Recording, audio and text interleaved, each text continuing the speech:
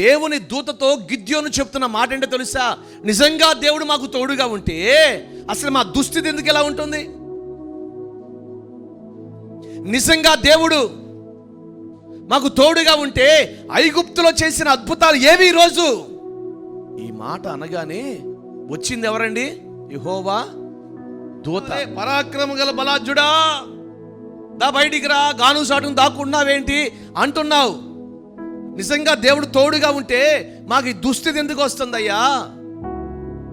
ఐగుప్తులోంచి వచ్చినప్పుడు చేసిన అద్భుతాలు ఏయి? వెంటనే దేవుడు అంటాడు, ఆయన జోక్యం చేసుకుని 14, అంతటా యెహోవా అతని తట్టు తిరిగి బలము తెచ్చుకుని వెళ్ళు.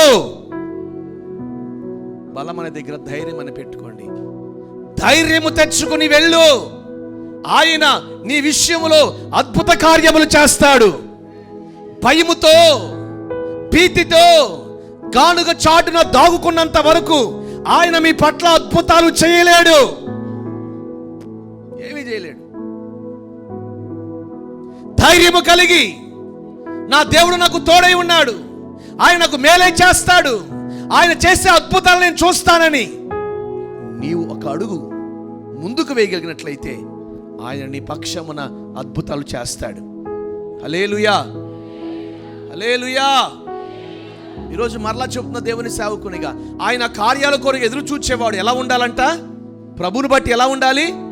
ధైర్యంగా ఉండాలి. గట్టిగా స్తోత్రం చెప్పండి. భయంగా ఎప్పుడు చూసినా ఉసూరంటూ కూర్చుంటూ, ఏమండి, ఎప్పుడు చూసినా దిగులు చెందుతూ కూర్చుంటే దేవుని కార్యాలు జరుగుతాయా? జరగవు.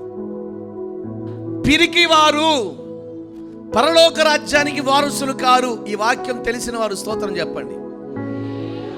ప్రకటన గ్రంథంలో రాయబడి ఉంది, పిరికి వారును అవిశ్వాసులను పరలోక రాజ్యంలో ప్రవేశించనే. మరి పరలోక రాజ్యంలో ప్రవేశించే లోపు ఈ భూలోకములో ప్రభు అద్భుతాలు చూడాలంటే ప్రభువుని బట్టి మనం ఎలా ఉండాలి? మాట్లాడరేంటి పిల్లలు? ఎలా ఉండాలి? ఎలా ఉండాలి? ధైర్యం కలిగి ఉండాలి. ధైర్యము కలిగిన వారి పక్షమున దేవుడు ఏం చేస్తాడు తెలుసా? అద్భుతాలు జరిగిస్తాడు. ఆమేన్ చెప్పండి.